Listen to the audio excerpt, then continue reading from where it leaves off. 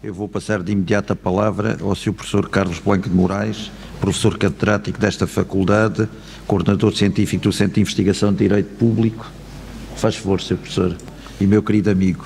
Muito obrigado, Sr. Presidente. É um gosto estar num painel sobre a sua presidência. O professor Jorge João Abrantes é um amigo de longa data e para nós é uma honra que esteja efetivamente a presidir este painel.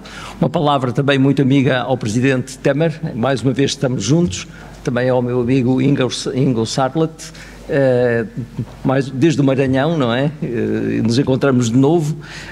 Também uma palavra ao professor Pedro Sanches, enfim, que é a estrela brilhante do direito administrativo português, e também à doutora Marilda Silveira. Para o tema tem a ver com a defesa da democracia e liberdade de expressão. Em função do tempo, que não é muito, eu vou essencialmente focar alguns pontos que vêm na sequência da intervenção que fiz há dias sobre os populismos.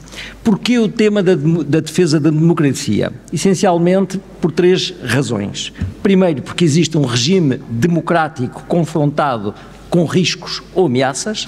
Em segundo lugar, porque uma democracia ameaçada, que seja sólida, lida facilmente com riscos periféricos. Todavia estamos aqui com uma democracia que ostenta alguns sinais de crise e por isso necessita de se defender de uma forma mais exigente e mais robusta. Em terceiro lugar, porque ocorreu ou terá ocorrido algo de insatisfatório que gera o tema atual e merece alguma resposta. Parece claro que estamos aqui a discutir esta questão porque houve no Brasil o fenómeno do 8 de janeiro, com um extremar de posições políticas, com incitamentos a intervenções militares e com uma brutal invasão dos edifícios dos três poderes. Dir-se-á, é um fenómeno isolado no plano internacional? Não é. É algo que infelizmente é o fruto da época. Ocorreu no Congresso dos Estados Unidos, com a invasão por parte de um conjunto de pessoas que vandalizaram a instituição.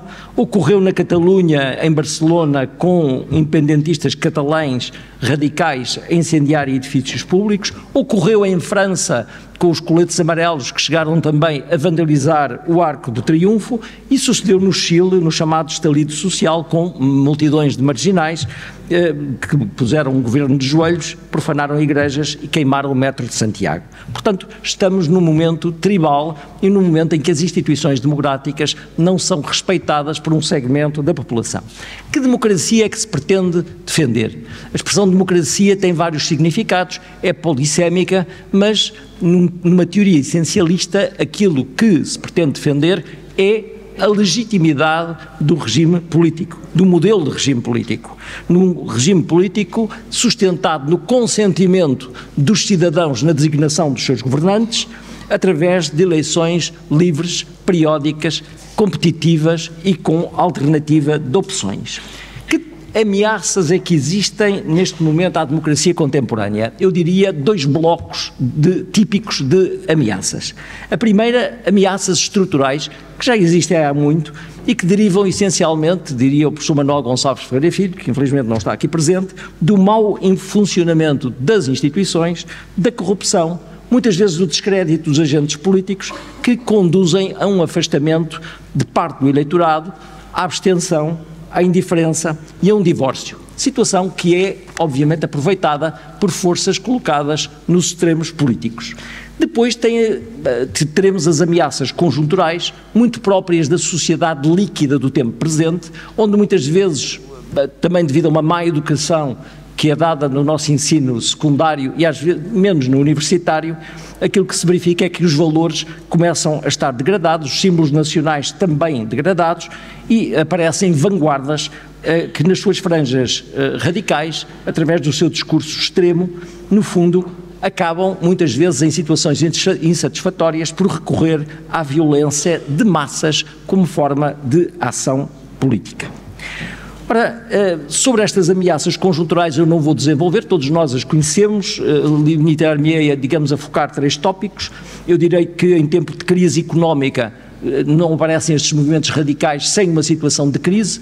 Muitas vezes as crises económicas e sociais ligadas a crises de identidade acabam por dar origem ao quê? A uma atração do eleitorado pelos partidos e movimentos situados nos extremos, naquilo que eu disse outro dia que seria a erosão dos partidos do centro que habitualmente se alternavam do poder, e algo que o Presidente da República Portuguesa falou há uns anos atrás e na altura ninguém, digamos, tomou em devida atenção, o surgimento de movimentos inorgânicos. Movimentos que, por exemplo, em Portugal ocorrem nos sindicatos, e estes centrais sindicais deixam de muitas vezes dominar sindicatos independentes e movimentos gremialistas que conduzem a paralisações, a greves, muitas vezes por tempo indeterminado. Portugal neste momento sofre uma greve de professores do ensino secundário que praticamente aniquilou o ano letivo de muitos estudantes no ensino público. Essas situações, portanto, o mau funcionamento do sistema de saúde, tudo isso gera uma insatisfação e faz erudir precisamente os partidos do centro. E o aparecimento precisamente de partidos populistas em torno de dirigentes carismáticos.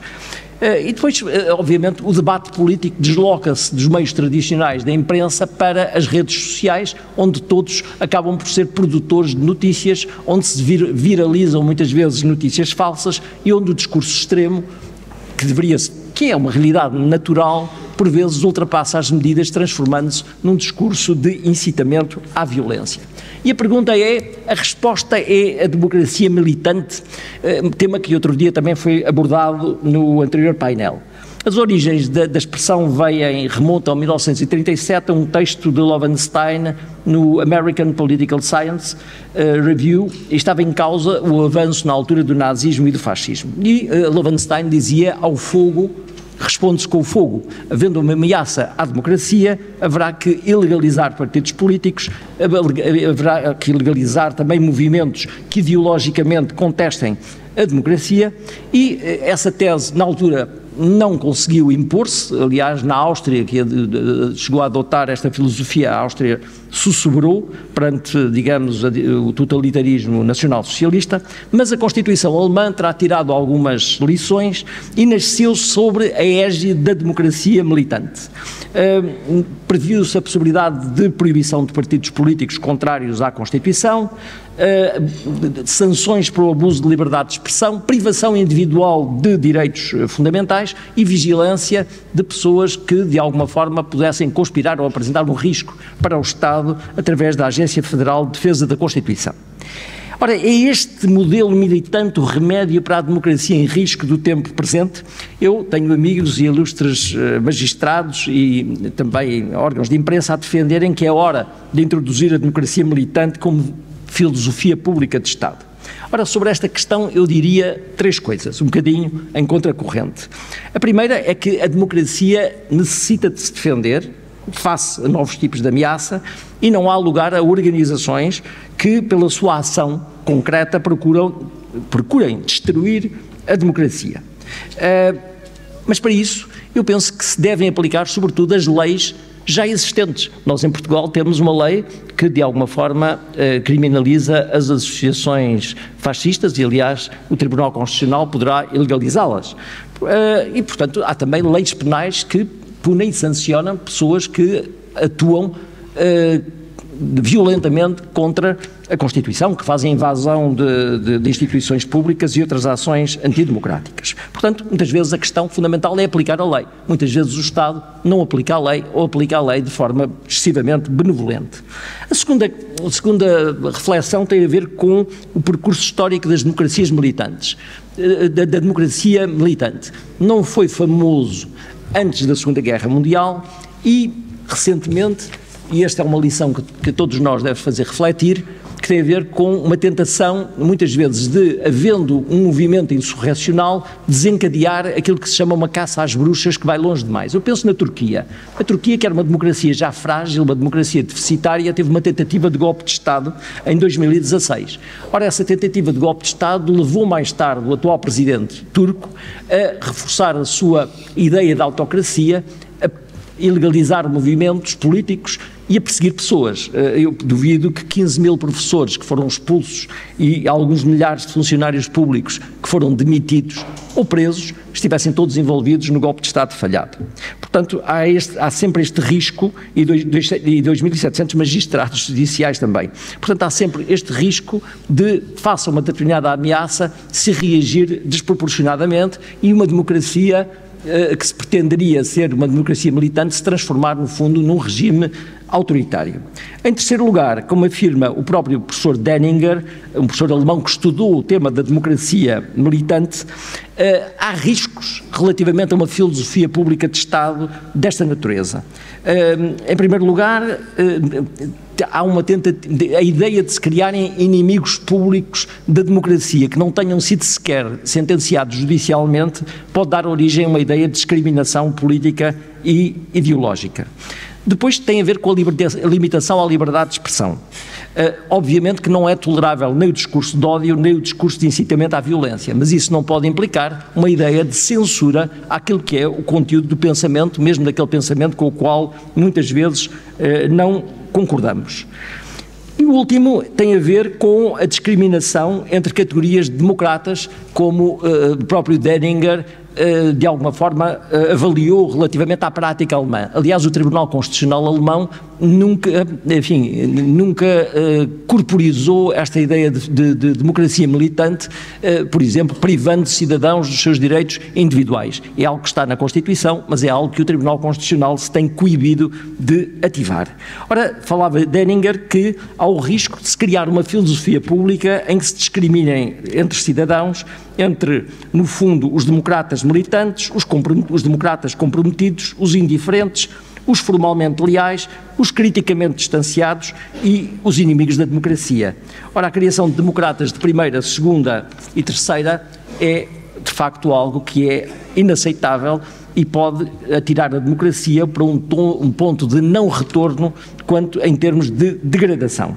Portanto, eu entendo que mais do que uma democracia militante, haverá que instituir e robustecer uma democracia vigilante, uma democracia que aplique efetivamente as leis que se encontram em vigor, leis penais, leis de diversa ordem, que de alguma forma sancionem e de alguma forma vigiem quem efetivamente pretende destruir as instituições do Estado.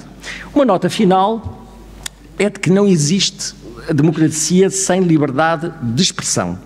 E, portanto, pelo menos falarei para a Europa, deveria evitar-se nos Estados europeus uma febre criminalizadora de discursos extremos que não tenham impacto evidente na paz pública, nem na afetação de bens jurídicos essenciais, o que afasta a ideia um pouco estulta de tentar civilizar as redes sociais a golpes de sentença penal, o que significa que o direito penal não deve criminalizar bagatelas. E, portanto, incluir, por vezes, no discurso de ódio, aquilo que é a sátira banal, a ironia, a grosseria mesmo, o palavrão isolado, ou até ideias radicais com as quais se não concordam, não pode, de alguma forma, ser aceito como uma filosofia vigilantista da liberdade de expressão.